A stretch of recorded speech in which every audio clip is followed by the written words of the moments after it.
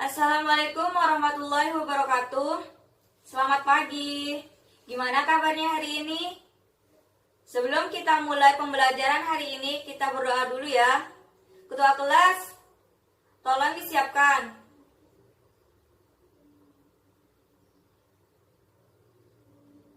Baiklah, anak-anak, saya akan ambil absen kehadiran dulu.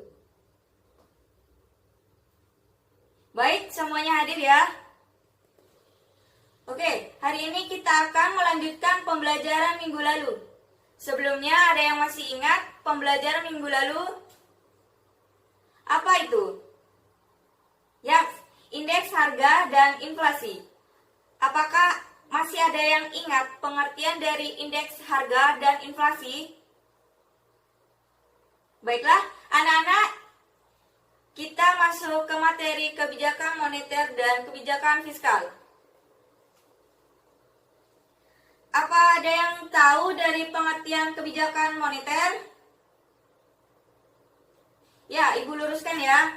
Menurut arti kebijakan moneter ialah kepandaian mengenai uang, yang artinya langkah-langkah yang diambil penguasa moneter atau Bank Indonesia untuk mempengaruhi jumlah uang yang beredar dan daya beli uang. Tujuan peran kebijakan moneter. Bank Indonesia memiliki tujuan untuk mencapai dan memelihara kestabilan nilai rupiah. Tujuan ini sebagaimana tercantum dalam Undang-Undang Nomor 3 Tahun 2004 Pasal 7 tentang Bank Indonesia. Tujuan kebijakan moneter yang dikeluarkan oleh Bank Indonesia adalah yang pertama, menjaga kestabilitas ekonomi. Suatu keadaan perekonomian yang berjalan sesuai dengan harapan, terkendali dan berkesinambungan, artinya pertumbuhan arus uang yang beredar seimbang dengan pertumbuhan arus barang dan jasa yang tersedia. Selanjutnya, menjaga stabilitas harga, yaitu kebijakan yang selalu dihubungkan dengan jumlah uang beredar dan jumlah barang dan jasa. Apabila harga cenderung terus-menerus, orang akan membelanjakan semua uangnya yang mengakibatkan terjadinya segala ekonomi, yaitu inflasi. Selanjutnya, meningkatkan kesempatan kerja. Jika jumlah uang yang beredar seimbang dengan jumlah barang dan jasa, maka perekonomian akan stabil. Pada keadaan ekonomi stabil, pengusaha akan menghasilkan investor, dan investor akan memungkinkan adanya lapangan kerja baru. Itu artinya meningkatkan kesempatan kerja. Dan terakhir, memperbaiki posisi neraca. Memperbaiki posisi neraca perdagangan dan neraca pembayaran. Kebijakan moneter dapat memperbaiki posisi neraca perdagangan dan neraca pembayaran jika neraca mendevaluasi mata uang rupiah ke mata uang asing, harga-harga barang ekspor akan menjadi lebih murah, sehingga memperkuat daya saing dan meningkatkan jumlah ekspor akan menjadi murah. Selanjutnya, peran kebijakan moneter. Kebijakan moneter memiliki peran dalam pembangunan ekonomi dan dapat mempengaruhi kegiatan ekonomi. Selanjutnya, instrumen kebijakan moneter. Terdiri dari dua jenis kebijakan moneter, yaitu tight money policy dan easy money policy. Tight money policy yaitu kebijakan bank sentral untuk mengurangi jumlah uang yang beredar.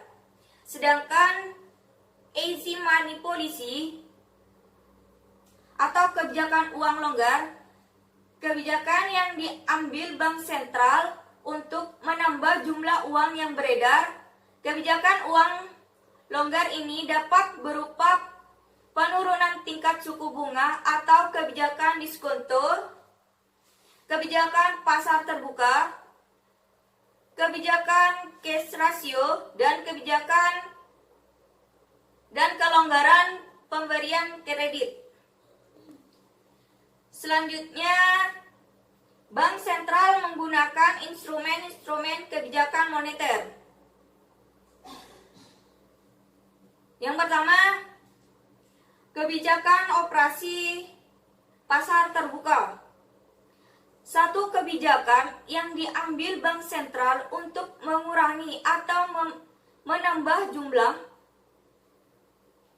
Yang kedua, kebijakan diskonto atau diskonto polisi. Pada instrumen kebijakan ini, pemerintah mengurangi atau menambah jumlah uang yang beredar dengan cara mengubah diskonto atau tingkat bunga bank umum dengan menaikkan suku bunga akan merangsang keinginan orang untuk menabung. Dengan menabung, jumlah uang yang beredar di tangan masyarakat akan masuk ke bank. Dengan cara ini, laju inflasi dapat ditekan dan sebaliknya. Selanjutnya, kebijakan cadangan cash,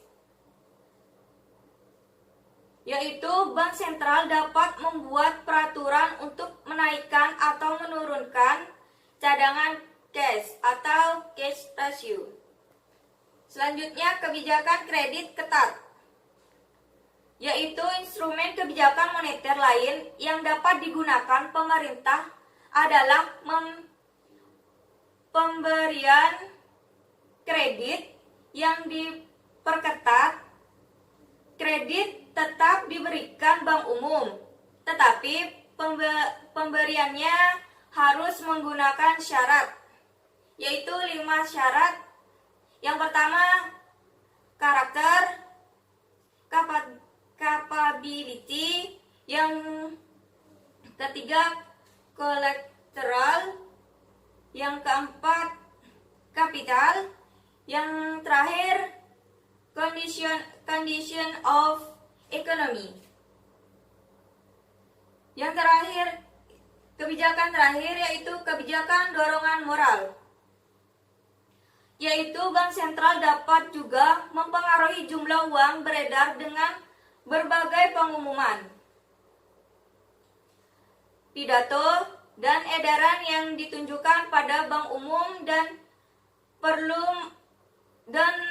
pelaku moneter lainnya.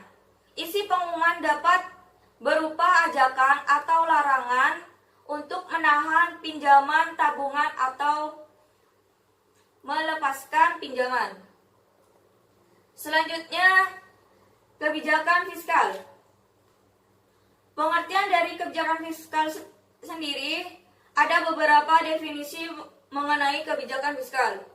Yang pertama, kebijakan fiskal melibatkan perubahan perpajakan oleh pemerintah dan pengeluaran pemerintah untuk mempengaruhi jumlah pemerintah dan level aktivitas ekonomi. Yang kedua, kebijakan fiskal adalah penggunaan anggaran dan pajak pemerintah untuk mempengaruhi perekonomian. Yang ketiga, menurut Suryana, kebijakan fiskal adalah kebijakan pemerintah dalam pengeluaran dan pendapatannya dengan tujuan untuk menciptakan kesempatan kerja yang tinggi tanpa inflasi. Selanjutnya, tujuan, peran, dan fungsi kebijakan fiskal. Tujuan tersendiri yaitu tujuan kebijakan fiskal. Kebijakan fiskal dalam suatu negara ditentukan oleh peran pemerintah dalam aktivitas ekonomi yang ditentukan oleh tujuan pembangunannya.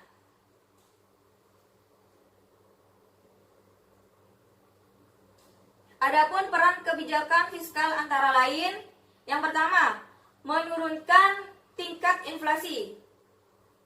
Yang kedua, meningkatkan produk domestik bruto. Yang ketiga, mengurangi tingkat pengangguran. Selanjutnya, fungsi kebijakan fiskal. Mungkin ada yang tahu fungsi dari kebijakan fiskal. Baik. Kebijakan fiskal memiliki beberapa fungsi, yaitu yang pertama, fungsi alokasi. Fungsi utama pertama kebijakan fiskal adalah menentukan dengan tepat bagaimana dana akan dialokasikan. Yang kedua, fungsi distribusi, yaitu untuk menentukan lebih spesifik bagaimana dana tersebut akan didistribusikan ke seluruh setiap segmen ekonomi. Yang ketiga, fungsi stabilitas, yaitu fungsi lain yang penting dari kebijakan fiskal. Tujuannya agar pertumbuhan ekonomi stabil. Selanjutnya, instrumen kebijakan fiskal. Instrumen kebijakan fiskal adalah sistem perpajakan dan politik anggaran, yaitu sistem perpajakan ialah pemungutan pajak merupakan suatu sarana dalam kebijakan fiskal untuk mengatur perekonomian. Selanjutnya, politik anggaran. Dilihat dari perbandingan nilai penerimaan dan pengeluaran, politik anggaran dapat dibedakan menjadi anggaran tidak berimbang dan anggaran berimbang. Jika pemerintah menempuh anggaran berimbang, pengeluaran direncanakan sama dengan penerimaan. Anggaran tidak berimbang dapat dibagi atas anggaran defisit dan anggaran surplus. Anggaran defisit adalah yang lebih besar pengeluaran dari penerimaan dan memang direncanakan demikian. Sedangkan anggaran surplus adalah kebalikan dari anggaran defisit. Anggaran surplus, pemerintah merencanakan lebih besar daripada pengeluaran. Kesimpulan dari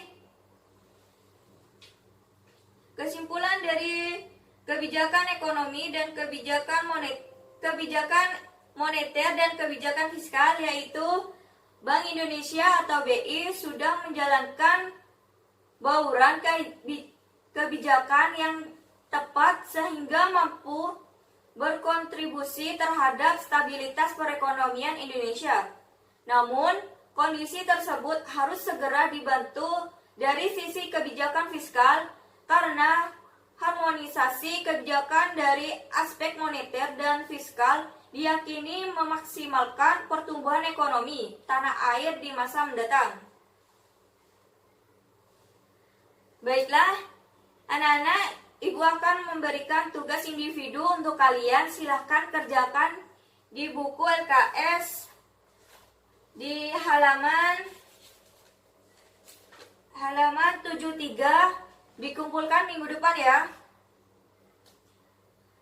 Baiklah, terus belajar agar kalian menjadi anak yang berprestasi ke depannya dan bisa membanggakan kedua orang tua, bangsa dan negara.